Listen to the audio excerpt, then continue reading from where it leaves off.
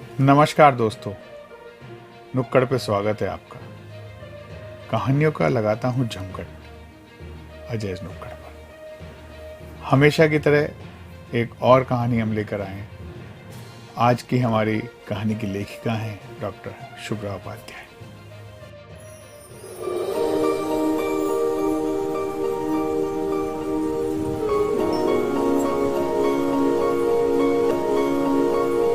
नमस्कार दोस्तों, मैं आपका अपना अजय गुप्ता हाजिर हूँ फिर से एक बार लेकर एक नई कहानी हमारे कहानियों के जमघट नुक्कड़ में।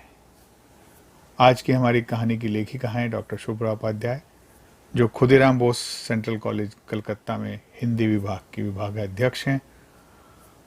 उन्होंने अज्ञेय साहित्य पर बहुत काम किया है। उनकी 2 पुस्तकें आ चुकी हैं कहानियों की, और एक काव्य संग्रह बहुत जल्द प्रकाशित होने वाला है। तो चलिए सुनते हैं उनकी कहानी काश। इतनी चाय? मैंने अपने ठंडे पांव को रजाई के अंदर घुसाते हुए पूछा। तुमने तो कहा था मुझे पूरा गिलास भर कर देना कल। बड़ा संक्षिप्त सा उत्तर मिला। कल कहा था तो कल के लिए की, तो क्या हुआ कल नहीं था इसलिए? अच्छी बात है, जब तुम्हारे पास ज्यादा हो तो कल की दुहाई देना, वरना क्या? वरना नसीहत। मुझे गुस्सा आ गया। अम्मा तुम बताओ, कल कहा था कि नहीं? उसने अम्मा का सहारा लिया।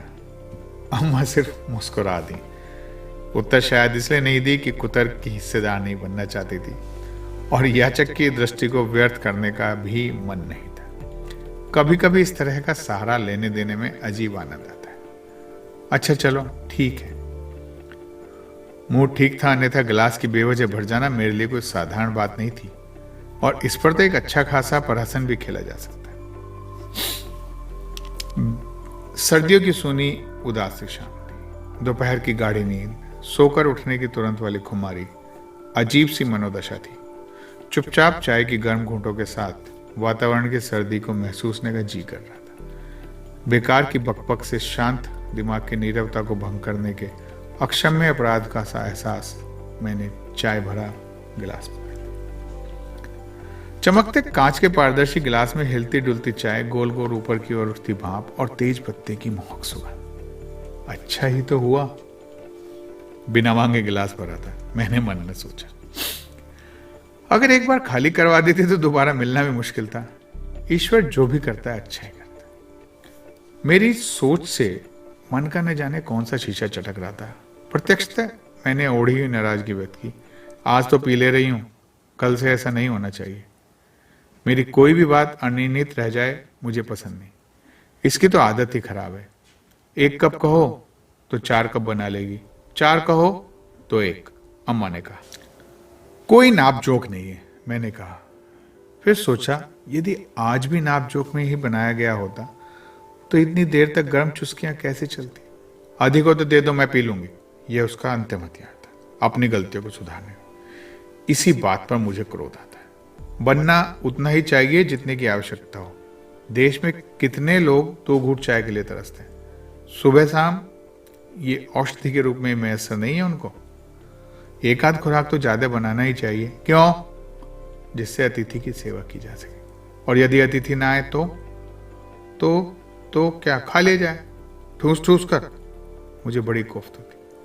आखिर घर घर होता है, होटल या साधुओं का भंडारा नहीं। अनजान, अनागत, अनिश्चित व्यक्ति का अंश मेरी दृष्टि अपने में ही स्वीकार करती है, अलग से नहीं। अतिथि सत्कार यही। मुझे अचानक कुछ याद आया। चाय की घूंट मुंह में रह गई।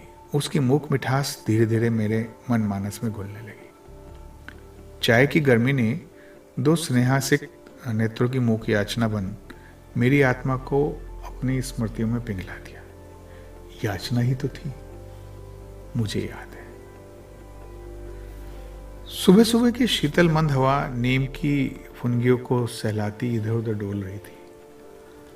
सूर्य की किरण की नीम की इमलियों के साथ झरकर ओस से भीगी धरती का अभिषेक, धरती का भीगा आंचल, प्रातःकाल की बिखरी गुलाबी किरणें मेरे लिए घूमने का सुंदर मनोरम दृश्य भर थे। मैं इसी को निखारती हुई दूर तक निकल जाती थी। अचानक उस दिन मैं भी सिर्फ घूमने ही निकली थी। कभी ऊपर कभी नीचे इधर उधर मचलती मेरी दृष्टि यकायक उसे खंडर के पास जाकर रुक गई, जो कहने भर को घर था, जिस पर नीम की घने पत्तों वाली एक डाल झुकी हुई थी और शायद यही उसकी सप्तपर्णी छाह थी। बच्ची नमस्ते। मुझे आश्चर्य नहीं हुआ। यह अति परिचित आवाज थी जिसकी मैं अभ्यस्त थी। कई बार उसे रोका था, सिर्फ उसकी उम्र का लिहाज करके, किंतु मेरा मना करने के बाद भी उस पर न तो कोई प्रभाव दिखता। वो मेरे पास आती और मुझे सर से पांव तक अपने खुरदुरे हाथों से जल्दी जल्दी जल्दी जल्दी छू लेती, जैसे मैं कोई अशुभा अथवा दुर्लभ देव प्रतिमा हो, जिसके स्पर्श मात्र से उसकी कुछ मनोकामना पूरी हो जाए। खुरदुरे हाथों की रगड़ पता नहीं किस एहसास से मेरे रोंगटे खड़े हो जाते थे और मैं न चाहते हुए भी उसके दोनों हाथों को पकड़ लेती। वह एक जोर जबरदस्ती वाली हंसी तब तक हंसती रहती जब तक वो मेरे सामने होती, किंतु यह एहसास कुछ दिनों तक था। कुछ दिनों के बाद तो उस खुरदुरे स्पर्श की मुझे याद आती, और यदि कोई दिन बिना इस एहसास के बीत जाता तो अनायास ही हाथ सर से पांव तक धीरे धीरे रेंग जाते और मैं आंखें बंद कर महसूस करने का प्रयत्न करती कि ये मीना के हाथ है, किंतु उनमें वह आकुलता मैं न ला पाती थी। उस स्पर्श की अनोखी मैत्री ने मेरे मन में मीना के दुर्बल शरीर, उसकी गंधयुक्त मैली कुचली धोती, उसके सूखे सूखे पोपले मुंह, झुकी कमर, सबसे बढ़कर उसके काले खुरदुरे हाथों का स्वरूप ही परिवर्तित कर दिया था। उसकी तृप्ति थी मुझे छूकर, मेरी ललक थी उस स्पर्श की। अब वह मुझे अच्छी लगने लगी। उसमें ममता थी, स्नेह था, दुलार था और एक अजीब सा शक्ति भाव था, भक्ति के साथ, जो खुद तो झुकती ही थी, मुझे भी नत कर देती थी। उस दिन भी मैं उसकी स्पर्श का टोह में चहलकदमी करने निकली थी। बच्ची नमस्ते। अब वह एकदम पास थी। उसके हाथों में नीम की हल्की मोटी दातुन थी। एक हाथ में दातुन थामे वह जमीन पर बैठ गई। क्या हुआ? कहा बताए बच्ची, कल बोझा ढोए गए रहे। और वह बस रोने लगी। कुछ देर रुककर उसने सर से धोती खींची और नम हो गई आंखों को पोंछ लिया। वहां क्या हुआ? मैं अब झुक गई थी। बच्ची पूरब के डर से आवत रही, रास्ते में गड्ढा हो, गोड़ फंस गए, हम गिर गए, कूला उखड़ गया। उसने धोती का छोर उघाड़ कर दिखाया। कमर के पास नीले निकले चकते पड़े थे, कमर में भी काफी सूजन थी। तुमको तो घर आराम करना चाहिए, यहां क्यों आई? मैंने मीना को उसका कंधा पकड़कर उठाया। बच्ची तो का देख ना रही पाई, दर्शन के लिए चली आई तू बच्ची। उसकी आंखों के साथ उसका गला भी भर आया। उसने मुझे बड़ी ही कातर दृष्टि से देखा। मैं उस समय एकदम नहीं समझ सकी कि वे कातर नेत्र कितने विवश, कितने करुण और कितने दुखी हैं। चलो मैं तुम्हें तुम्हारे घर पहुंचा दूं। मेरे ये कहते ही वे झट से सीधी खड़ी हो गई, जैसे मेरे सहारे के ख्याल ने उसके आहत शरीर में एक पुलक भर दी हो। उसकी आंखें चमकने लगी। आज लगता है उस चमक में दुर्लभ प्राप्त करने की कुछ मगनता, इच्छित वरदान की प्राप्ति का हर्ष भी शामिल था। उसने पूरी तरह स्वयं को मुझ पर छोड़ दिया, जैसे कई दिनों से इसी की प्रतीक्षा करे। मीना जाति से हरिजन थी। एक बेटा था, शहर में सिपाही की नौकरी करता था। बहू थी जो 6 महीने भी गांव न रह सकी, पति के साथ शहर प्रवासी हो गई। बहू बेटे ने मां का परित्याग कर दिया था, किंतु यूं ही नहीं। भला महंगाई के इस दौर में अपने परिवार का पालन पोषण कठिन है, माँ बाप को कौन संभाले? यह उनका तर्क था, महंगाई की मार।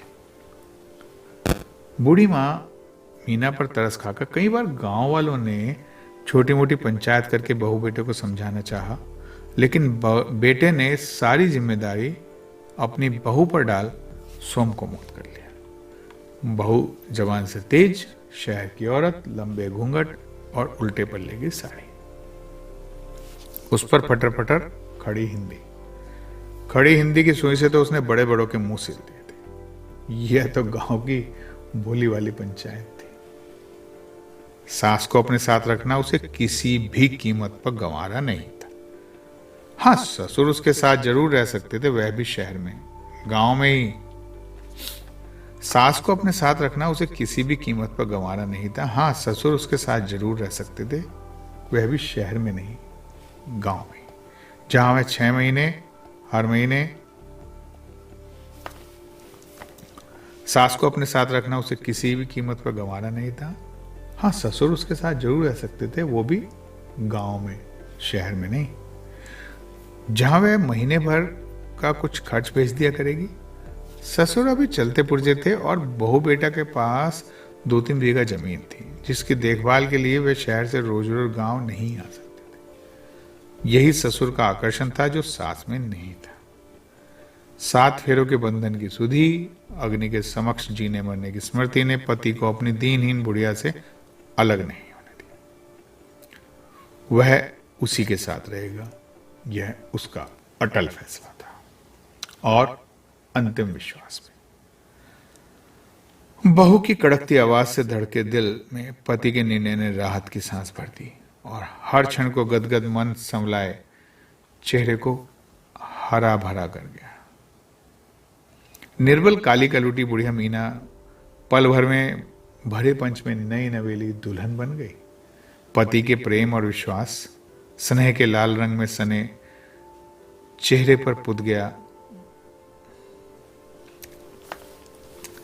निर्बल काली कलूटी बुढ़िया मीना पल भर में भरे पंच में नई नवेली दुल्हन बन गई। पति के प्रेम का विश्वास स्नेह के लाल रंग में सने चेहरे पर पुत गया। न जाने कितने दिनों के बाद मीना सब कुछ भूलकर मुस्कुराई थी। विजयी मुस्कान। पंच परमेश्वर के साथ अकड़ी गर्दन टेढ़ी कर बहू ने देखा था कि उस अनमोल मुस्कान की छटा को वह जन बुन कर रह गई थी।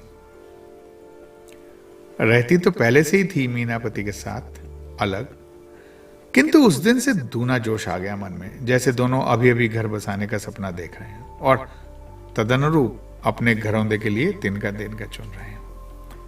माटी का घर, घास फूस की छप्पर, उसमें छोटा सा दरवाजा, बिना झुके अंदर प्रवेश पाना मुश्किल ही नहीं असंभव था। दरवाजे के पहुंचकर मैं रुक गई। मीना ने झट से किवाड़ की संकल खोली। झन की आवाज से किवाड़ खुल गया। बच्ची अंदर आवा। मीना बिछी जा रही थी। मैंने ड्योढ़ी लांग कर घर में पैर रखा। चारों तरफ ओसारे, उससे सटे एक एक कमरे, बीच में आंगन जिसमें एक तरफ अमरूद का छोटा सा पेड़, बगल में तुलसी का चौरा, पास ही में जलती हुई दीली, गीली मिट्टी में खोसी गई अगरबत्ती, पास ही 2 बाल्टी साफ पानी, वहीं औंधे मुंह रखे सफेद जस्ते के चमकीले बर्तन। बैठा। मीना पीढ़ा ले आई। मैं यंत्रवत सी उस पर बैठ गई। दाहिनी ओर के उसारे में मिट्टी का चूल्हा था। उस पर जस्ते की बटलोई चढ़ी हुई थी। कुछ पक रहा था। सुगंध से लगा जैसे चाय है। बच्ची चाय बनी पपीऊ? मीना ने कहा। अनुरोध भी था, आकांक्षा भी। मैं चुप थी इसलिए नहीं कि मैंने सुना नहीं कि वह क्या कह रही है, बल्कि इसलिए कि मैं तत्काल समझ नहीं सकी कि मैं क्या उत्तर दूं। बर्तन बहुत साफ बा बच्ची, फिर से बना दे। मैंने मीना की ओर देखा। बड़ा भोला निश्चल स्पष्टीकरण था उसकी आंखों में। अपनी समझ से उसने मेरी झिझक का समाधान तो किया था। नहीं, अभी हम तुरंत चाय पीकर आ रहे हैं। बच्ची, हम बनाए बाटी तबे न पीऊ। मैं क्या कहती, चुप रही। मैंने देखा मीनू का उत्फुल्ल चेहरा एकदम मुरझा गया। एकाएक किसी ख्याल से वे प्रफुल्लित हो गई। बच्ची, चल आज तो हमारे सब भीतर तनी बिदे बैठ जा। अरे ये क्या? मैं किंकर्तव्य विमूढ़ सी कुछ देर खड़ी रही। कुछ सूझा ही नहीं कि क्या करूं और क्या ना करूं। मुझे यूं खड़ी देख उसने कहा, बच्ची एक बार तू कमरा में बैठ जा तो हमारा घर पवित्र हो जाए। ये कैसी आकांक्षा थी जिसे मीना के मन को भर लिया था। उसके मन का एक कौन सा विश्वास था, पर उसके नेत्रों में एक कुछ अजीब भाव था। ऐसी पृथक कामना थी कि मैं अपने आप को वैसा कुछ करने से रोक ना सकी। उस समय सचमुच मेरी आत्मा सब कुछ हो गई थी और कुछ से कुछ हो गया। उस समय सचमुच मेरी आत्मा कुछ से कुछ हो गई थी। मैं वह नहीं थी जो मैं थी, मैं तो थी ही नहीं। वहां जो भी था वो मीना की भावना, उसकी आकांक्षा, उसकी अद्भुत इच्छा का ही स्वरूप था। मैं कहीं नहीं थी।